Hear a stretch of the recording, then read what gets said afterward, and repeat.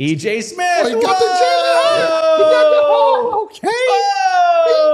Look at that.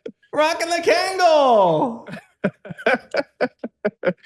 I told you guys I had a cool hat. This was a Christmas gift from my dad. Perfect. Oh, I love that. Yeah. Did you wear it in the locker room? EJ, you need some Kazals with that. You never see the Kazal I didn't wear it in the glasses? locker room. Because Jalen Hurts would probably admire that hat. Yeah, that's why I figured it'd be a little bit too like show him up. Yeah, it'd be no. I thought it would be like, look at me and my Kangle, Jalen. So I kept it off for the locker room. Yeah. No, I think you're right. I think Jamie's right. It would have made Jalen feel worse to not be the best looking guy in a Kangle. Yeah, no, he had the beret on the day, so it would have been same. But another instance of my dad and Jalen Hurts having the same. And it matches your jacket too. This is fantastic. Yeah, no, my dad did good. Christmas came. He came correct for Christmas. Shout out to Pops. You're famous. You're famous, father. All right, EJ. Yeah. Let's start with the most important. Well, you know what? Let's first throw to EJ's notebook. Why don't you tell us that? All right. So first and foremost, we walk into the Eagles locker room and we hear "Tell me something good" playing through the Bluetooth speakers in there, and I think that was really the main theme that we got from Nick Sirianni and Jalen Hurts.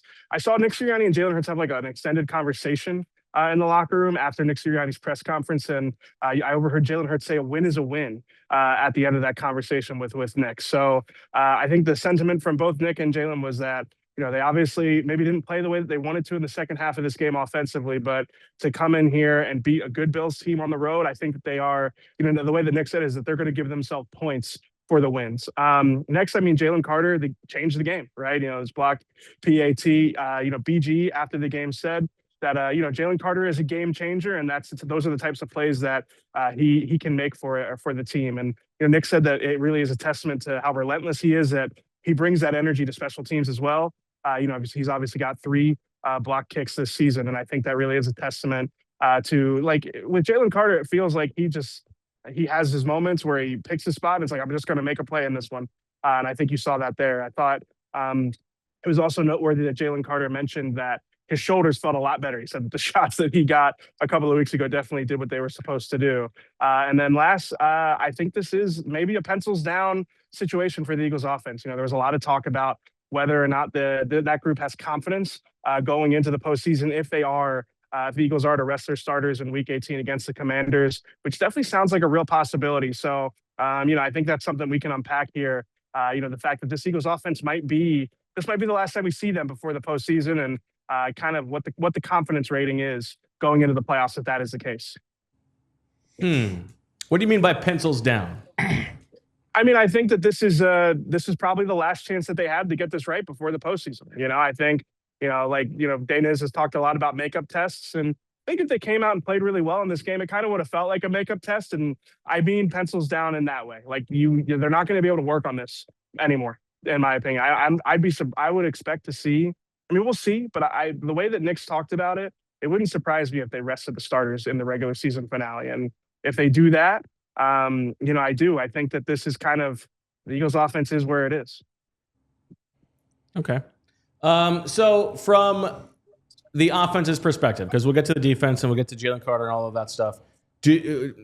Was there anything beyond a win is a win? Did you feel like there were things that they were trying to do that they were unable to do? Was it purely sort of blaming the conditions or the play calling? What was your read on that?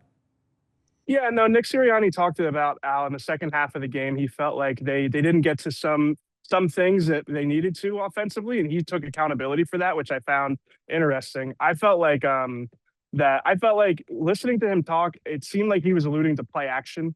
I felt like they didn't get enough they didn't get to enough of their play action looks in the second half. And Jalen Hurts mentioned after the game that the Bills called a lot more man coverage in the second half, and it was something that they didn't adjust to as well as they would have wanted. So that's my read on what happened offensively and what they, kind of what they wish that they could have handled better in that second half. But I also think it's fair to say that, we've seen the Eagles offense be conservative at times this season with leads, especially against good teams, with a prioritization of avoiding turnovers. And I think, when you look at the run pass split, the fact that they only had 6 passing attempts in the second half, I do think that there's a chance that they were leaning into avoiding mistakes for most of that second half, and it kind of came back to bite them, put them in a bad position at the end of the game. Yeah, I mean, listen, a 3 and out is not that different than a turnover, right? Like, yes, and it's an extended turnover, and they put the defense in such a horrible position to have them be on the field as much as they had to be in this game.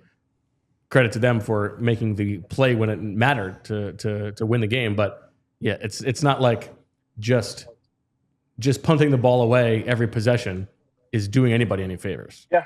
And I'm sure, especially with how frequent the 3 and outs are. I think you saw how that impacted the Eagles defense. It's funny, Jordan Mailata said that on that 2-point conversion, he noticed that, when they called the timeout, that the Eagles defense seemed like they were in better condition than the Eagles or than the Bills offense. He said he saw a couple of Bills offensive players on all fours or hands on their knees trying to catch their breath.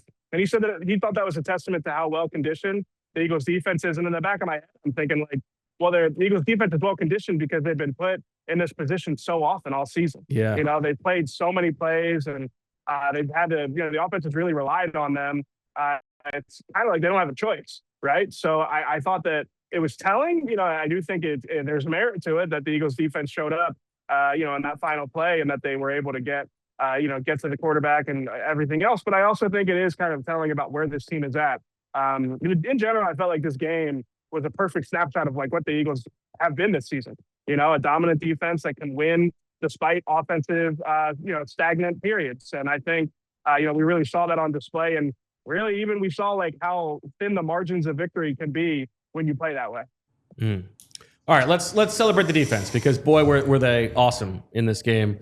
But let's actually start with the special teams thing because you have a nugget from Jalen Carter on the huge block on the extra point. Yeah, no, he said that ties back to film study. He said that him and like Michael Clay will go over things during the week, and I think that it is just like remarkable that he's a guy who doesn't really have to be giving it his all on special teams necessarily, but definitely seems like he takes a lot of pride in studying things throughout the week. Is that the nugget you're talking about? I know I sent you my notes. Yes. Okay, just making sure. Yeah. Is that okay? No, I had a better Jalen Carter nugget. That's why I was. Okay. What's your better Jalen Carter nugget? I don't think this one was in my notes. It might have been in my notes. I asked Jalen Carter. I said, like, well, when did you realize? Because he said his shoulders felt so much better than he expected. And I said, when did you realize that you had, your strength back in your shoulders? Like, was it during practice or was it in the game? Like, is it, only when you get into a game that you feel that type of thing? And he said it was actually when he was pushing the sled during practice during the week because Clint Hurt was on the sled and he caught himself. He's like, I don't know if we're in overtime. I'll also catch myself. He's like, that's a big nut. He's like, that's a big guy right there. Yeah. So, no, I thought that was probably the best nugget from Jalen Carter was that it was pushing a sled with Clint Hurt that he finally realized his shoulders were going to, not be the limiting factor for him. You add into this defense and it really is, it was probably already a Super Bowl defense, but I think that they can win these games, high-stakes games against elite offenses, if you have Jalen Carter at the center of what has already been a really dominant defense. Yeah, well said.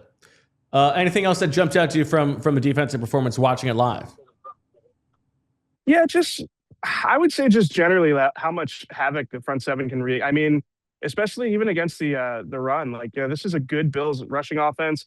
We talked about it before the game, how we felt like, each of these run games are going to be really instructive and important on how this game would go. And, I just feel like, I don't know, at least with this Eagles front seven right now, I feel like this is as good as last year's group was. I know that, we don't like to, last year's group is kind of sacred. BG talked about this after the game that, they have to win something to really enter that conversation. But just in terms of like dominance, controlling games, I do think that this group is as good as last year's group. I think, they just have so many guys. This felt like the Ravens game from last year where it was just like, man, this defense just can out physical even offenses that hang their hat on physicality, even in, tough conditions on the road against an elite rushing the offense, they can still come out here and just control the line of scrimmage and control the game. So that's really what jumped out to me. I know it wasn't the cleanest Quinion game. I don't know. I think he's kind of earned the equity there where you don't have too much concern off of that. It's a good Bills offense. And I think that, again, the fact that the defensive front really just controlled things really stood out to me. Since week 13, they have 20 sacks, which leads the NFL in that period of time. That's a good nugget. When did BG get back? Probably around that. that. Now, EJ, if they had lost this game, there's no doubt that the first thing that everybody would have been talking about was Cam Latu's boner. So, how do you Tough day for the brand. speak for the Latu truthers? How do you defend such a potentially game-deciding mistake? I mean, I never said that Cam Latu needed a bigger role on special teams. I actually think this comes down to Nick Sirianni not giving him a bigger role on the offense. Shouldn't be out there on special teams. Like, you have a heat-seeking missile. You need him on offense. Jalen Carter's playing special teams. Do you think Cam Latu's too good for it? Yeah, no, Cam Latu, you have a superstar playing on special teams. I mean, he's got his hands. He plays two different spots on the offense. He's busy. He can't be focusing on the roles of the special teams. And the other thing, if you guys aren't going to be texting me when he's making plays on the kickoff unit or any of the other unit, he has some good blocks out there. If you're not going to be texting me for that, I don't want to hear from you when he makes this mistake. Come on, what are we doing? Keep that same energy. Unbelievable. What is he doing touching that ball? You know what it was? You know how like sometimes it's like you'll talk about like the apex predator and it'll be like he's hunting for sport. You got to keep it interesting for him. Maybe that was what Cam Latu was doing for the Eagles defense. Maybe it was like, if they get this, we back them up. Too easy. It's too boring. Yeah, it's too easy. We got to keep it interesting. You got to make sure that they're up for it, up for the challenge. All right, good stuff, EJ. Anything else? I'm a better defense attorney than you. That's not true. I won. You would have been like, look at this buffoon. No, you lost the case. Cam Latu should probably, if we follow Fran's Xavier Gibson thoughts from earlier this season, be released. But I'll give him a stay of execution for now. But you lost the case. The neck roll is a nice development. I like the neck roll. I like it. This whole experience has been great. Good football weather, great stadium. The fullback's got a neck roll. This is what football is supposed to be. Yeah. And we're not supposed to be playing it in some fancy spaceship-looking dome where the weather conditions are perfect and there's no fullbacks and everybody's coming out in 11 personnel and spreading them out. No, this was my type of game. Okay. Any other final nuggets to pass along? Here, let me quick take a scan because I took a bunch of notes. I couldn't use my notebook because of my hand being all messed up. Is Nick Sirianni still yelling in the tunnels?